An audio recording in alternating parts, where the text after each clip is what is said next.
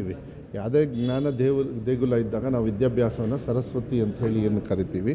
ಅದು Hindu Muslim Christians ಎಲ್ಲರೂ ಕೂಡ ಆಮೇಲೆ ಕೈ ಮುಗಿಯೋದು ನಮ್ಮ ಸಂಪ್ರದಾಯ. ಇದು ಒಳ್ಳೆಯ ಸಂಪ್ರದಾಯ, ಅದೇನು ಭಿಕ್ಷೆ ಬೇಡೋದು ಅಲ್ಲ ಅಂತಕ್ಕಂಥದ್ದು ನನ್ನ ಭಾವನೆ. ಬಟ್ ಯಾವ ನಿಟ್ಟಿನ ಮೇಲೆ ಏನಾದರೂ ಉದಾಹರಣೆ ಆಗಿ ಈ ಥರ ಮಾಡಿದ್ದೀರಾ ಅಂದರೆ ಏನೋ ಒಂದು ಇಂಥ ಶಾಲೆಗಳಲ್ಲಿ ತೊಂದರೆ ಆಗಿ ಆ ಹಕ್ಕನ್ನು ಚ್ಯುತಿ ಆಗಿರೋದ್ರಿಂದ ಈ ಥರ ತೀರ್ಮಾನ ಮಾಡಿದಾರೇನೋ ಗೊತ್ತಿಲ್ಲ, ನನಗದು ಗೊತ್ತಿಲ್ಲ. ಬಟ್ ಕೈ ಮುಗಿದು ಒಳಗಡೆ ಬಂದು ನಿಮ್ಮ ಹಕ್ಕನ್ನು ಪ್ರತಿಪಾದಿಸಿ ಅಂತ ಹೇಳಿದರೆ ಚೆನ್ನಾಗಿರುತ್ತೆ ಅಂತೇಳಿ ನನ್ನ ವೈಯಕ್ತಿಕವಾಗಿರ್ತಕ್ಕಂಥ ವೈಯಕ್ತಿಕವಾಗಿರ್ತಂತ ಅಲ್ಲಲ್ಲ ವಿರೋಧ ಪಡಿಸೋದು ಅವ್ರು ಮಾಡ್ಕೊಳ್ಳಿ. ಆದರೆ ವೈಯಕ್ತಿಕವಾಗಿ ಇಲ್ಲ ತಪ್ಪು ಯಾವುದೇ ಕಾರಣಕ್ಕೂ ಕುವೆಂಪು ಅವರಿಗೆ ಅವಮಾನ ಮಾಡೋದಕ್ಕೆ ನಮ್ಮ ಸರ್ಕಾರದಿಂದ ಯಾವುದೇ ಕಾರಣಕ್ಕೂ ಅದು ಸಾಧ್ಯ ಇಲ್ಲ. ಯಾಕೆ ಅಂತ ಹೇಳಿದರೆ ನಾವು ಏನಂತ ಸರ್ವ ಜನಾಂಗದ ಶಾಂತಿಯ ತೋಟ ಅಂತ ಹೇಳಿ ನನ್ನ ಪ್ರಣಾಳಿಕೆಯಲ್ಲಿ ನಾನೇ ಉಪಾಧ್ಯಕ್ಷನಾಗಿ ಫಸ್ಟ್ ವರ್ಡ್ ಇರೋದೇ ಅಲ್ಲಿ, ಅದು ಸರ್ವ ಜನಾಂಗದ ಅಂತ. ಬಟ್ ಇದನ್ನು ತೆಗಿದೇನೂ ಮಾಡ್ಬೋದಾಗಿತ್ತು. ತೆಗೆದೇ ಮಾಡೋದು ಒಳ್ಳೆಯದು ಅಂತೇಳಿ ನಾನು ಮಂತ್ರಿಗಳ ಜೊತೆನೂ ಕೂಡ ನಾನು ಮಾತಾಡ್ತೀನಿ. ನನ್ನ ಇಲಾಖೆಯಲ್ಲಂತೂ ಆ ಥರ ಬರೋದಿಲ್ಲ. ಯಾವುದೇ ಜಾತಿ ಧರ್ಮದ ಆದ್ರೂ ಕೂಡ ಸರಸ್ವತಿಗೆ ಜಾತಿ ಧರ್ಮ ಬರೋದಿಲ್ಲ, ಜ್ಞಾನಕ್ಕೆ ಜಾತಿ ಧರ್ಮ ಇರೋದಿಲ್ಲ. ಜಾತಿ ಧರ್ಮ ಭೇದ ಭಾವ ಮಾಡಬಾರ್ದು ನನ್ನ ಪ್ರಕಾರ.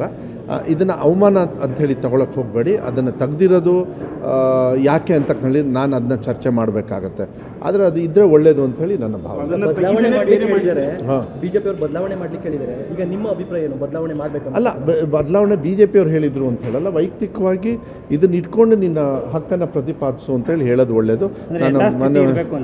ಅಲ್ಲ, ಯಥಾಸ್ಥಿತಿ ಜೊತೆಗೆ ಹಕ್ಕನ್ನು ಕೊಡಿ. ಇದನ್ನು ಕಾರಣ ತಂದಿದ್ದಾರೆ, ಹೌದಾ? ಯಾಕೆ ಅವ್ರು ಏನು ಉತ್ತರ ಕೊಟ್ಟಿದ್ದಾರೆ ಅದನ್ನು ನಂಗೆ ಗೊತ್ತಿಲ್ಲ.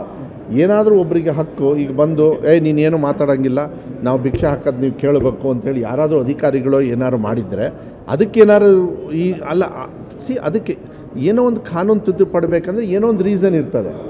ಇದನ್ನು ಯಾಕೆ ಮಾಡಿದ್ದಾರೆ ಅಂತೇಳಿ ಒಂದು ಹೇಳಬೇಕಾಗತ್ತೆ. ಆದರೆ ಅದನ್ನು ಮಾಡೋದಕ್ಕೂ ಸಪ್ರೇಟಾಗೆ ಮಾಡಿ ನೀವು ಕೇಳೋದು. ಆಮೇಲೆ ಇಲ್ಲ, ಕೈ ಮುಗಿದು ಒಳೆ ಬಂದು ನೀವು ಹಕ್ಕನ್ನು ಪ್ರತಿಪಾದಿಸು, ಏನು ತಪ್ಪೇನಿಲ್ಲ, ನೀವು ಕೇಳ್ಕೊ. ಜೊತೆಗಿದ್ರೂ ಒಳ್ಳೆಯದೇ ಅಲ್ವಾ? ಆವಾಗ ಅಂಬೇಡ್ಕರ್ ಅವ್ರಿಗೂ ಗೌರವ ಕೊಟ್ಟಂಗೆ ಆಗುತ್ತೆ. ಈ ಗೊಂದಲನ ಬರೋಕ್ಕಾಗ್ತಿರಲಿಲ್ಲ. ನನಗನ್ಸಿದೆ, ನನ್ನ ಪ್ರಕಾರ ಕೈ ಮುಗಿದು ಒಳಗೆ ಬಾ ಅನ್ನೋದು ಅದು ಒಂದು ನಮ್ಮ ಸಂಪ್ರದಾಯ. ಅದು ಹಿಂದೂ ಮುಸ್ಲಿಂ ಕ್ರಿಶ್ಚಿಯನ್ ಎಲ್ಲ ಭಾರತೀಯರ ಸಂಪ್ರದಾಯ. ಆಮೇಲೆ ಎಷ್ಟೋ ಜನರು ಹೊರದೇಶದವರು ಕೂಡ ಈ ಸಂಪ್ರದಾಯನ ನಾವು ಮಾಡಿದಾಗ ಅವರು ಅದನ್ನ ರಿವರ್ಸ್ ಆಗಿ ನಮಗೆ ಕೊಡ್ತಾರೆ. ಆಮೇಲೆ ವಿಶೇಷವಾಗಿ ಕುವೆಂಪು ಅವರು ಇರೋದ್ರಿಂದ ಐ ಥಿಂಕ್ ವಿಶೇಷವಾಗಿ ಇದು ಭಾಳ ಸೆನ್ಸಿಟಿವ್ ಆಗ್ತದೆ. ಸೆನ್ಸಿಟಿವ್ ತೊಗೋಬೋದು. ವಿರೋಧ ಪಕ್ಷದವರು ಸ್ವಾಭಾವಿಕವಾಗಿ ತೊಗೊಳ್ಳೋದು, ಅದು ನಾನು ಇಲ್ಲ ಅಂತ ಹೇಳೋದಿಲ್ಲ. ಇದು ಚೇಂಜ್ ಈ ಥರ ನಾನು ಮಾಡಿ ಅಂತೇಳಿ ನಾನೇ ಮಾನ್ಯ ಮಂತ್ರಿ ಅವರಿಗೆ ನಾನು ಮನವಿಯನ್ನು ಮಾಡ್ತೀನಿ. ಆದರೆ ಅವ್ರ ರಿಯಾಕ್ಷನ್ ಕೇಳಿದೆ, ನಾನು ಕೇಳೋದು ಸಂಪೂರ್ಣವಾಗಿ ಅವ್ರು ಮಾಡಿದ ತಪ್ಪು ಅಂತ ಹೇಳಿ ನಾನು ಹೇಳೋದಕ್ಕೆ ಇದನ್ನು ಬರೋದಿಲ್ಲ. ಯಾಕೆ ಮಾಡಿದಾರೆ ತಿಳ್ಕೊಂಡು ಮುಂದೆ ಹೆಜ್ಜೆಯನ್ನು ಇಡ್ತೀನಿ. ಅಲ್ಲ, ಇದಿಟ್ಬಿಟ್ಟು ಸಮರ್ಥನೆ ಮಾಡಿಕೊಂಡ್ರೆ ಒಳ್ಳೆಯದು. ನಾನು ವೈಯಕ್ತಿಕವಾಗಿ ಮಾತಾಡ್ತೇನೆ. ಅವ್ರು ಏನು ಸಮರ್ಥನೆ ಮಾಡ್ಕೊಂಡಿದ್ದಾರೆ ಅಂತಲೂ ಕೇಳಿಲ್ಲ, ಈ ಥರ ವಿವರಣೆ ಕೊಟ್ಟಿದ್ದಾರೆ ಅಂತಲೂ ಗೊತ್ತಿಲ್ಲ. ವೈಯಕ್ತಿಕವಾಗಿ ನಾನು what I feel this is ಒಂದು ಇದೊಂದು ನಮ್ಮ ನಡತೆ, ಅದು ಒಳ್ಳೆಯದು. ಅದು ಕುವೆಂಪು ಅವರಿಗೂ ಕೂಡ ಗೌರವ ಕೊಡ್ತಕ್ಕಂಥ ನಮ್ಮ ಜವಾಬ್ದಾರಿನೂ ಕೂಡ ಆಗ್ತದೆ. ಪ್ರಶ್ನೆ ಅದನ್ನು ಮಾಡಬೇಕು, ಇಲ್ಲ ಅಂತೇಳಿ ಕೈ ಮುಗಿಯೋದು ಒಂದು ಸಂಪ್ರದಾಯ ಅಂತ ಹೇಳಿ ನಾನು ಹೇಳ್ತಾ ಇದ್ದೀನಿ. ಅದು ನಮ್ಮ ಮಾನವೀಯತೆ. ಸಂಪ್ರದಾಯ ಅನ್ನೋದಿಲ್ಲ, ನಮ್ಮ ಮಾನವೀಯತೆ.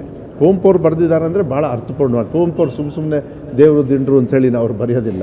ಅವ್ರ ಪ್ರಕೃತಿ, ಅವರ ಒಂದು ಇದರೊಳಗೆ ಬರೋದ್ರಿಂದ ವಿಚಾರ ಮಾಡಿ ಮಾಡೋಣ, ಮಾತಾಡ್ಕೊಂಡು ಮಾಡೋಣ. ಇದನ್ನು ರಾಜಕೀಯವಾಗಿ ಏನೋ ಒಂದು ಉಪಯೋಗ ತಗೊಳ್ತಕ್ಕಂಥದ್ದು ವೇದಿಕೆ ಆಗೋದು ಬೇಡ ಅಂಥೇಳಿ ನಾನು ಪರ್ಸನಲ್ ಆಗಿ ಮನವಿ ಮಾಡ್ತೀನಿ. ಅದೇ ನಾನು ಹೇಳಿದ್ದಲ್ಲ, ನನಗೇನು ಗೊತ್ತಿಲ್ಲ. ನೀವು ಪ್ರಶ್ನೆ ಕೇಳೋದಕ್ಕೆ ನಾನು ಉತ್ತರ ಕೊಡ್ತಾ ಇದ್ದೀನಿ. ಅಲ್ಲ, ಒಂದು ನಿಮಿಷ. Is that an order? ಇದು ಏಷ್ಯಾನೆಟ್ ನ್ಯೂಸ್ ನೆಟ್ವರ್ಕ್ ಪ್ರಸ್ತುತಿ. ನೀವು ನೋಡ್ತಿದ್ದೀರಾ ಏಷ್ಯಾನೆಟ್ ಸುವರ್ಣ ನ್ಯೂಸ್.